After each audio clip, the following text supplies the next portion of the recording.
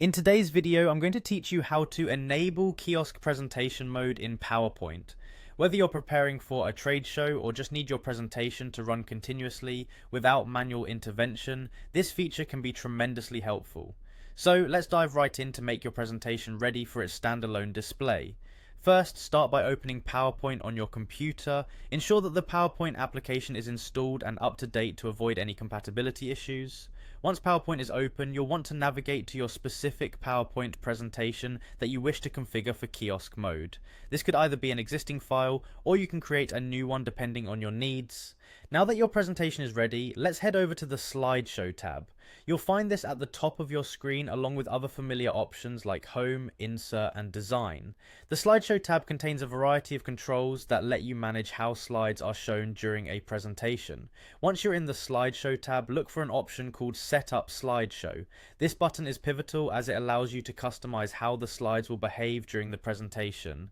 When you click on Set Up Slideshow, a new dialog box will appear offering several options for how your slideshow will run. In this dialog box, you will see an option labeled as Show Type. Under Show Type, you'll find a setting called Browse at a Kiosk Full Screen. Click this option. By selecting this, you are configuring your presentation to run in kiosk mode, which means it will loop indefinitely until you manually stop it. This feature is excellent for situations where your presentations need to run unattended for long periods. Finally, after you've made your selection, click the OK button to confirm your settings. It's always a good idea to run through the presentation once yourself to ensure that everything is set up correctly and operates as expected.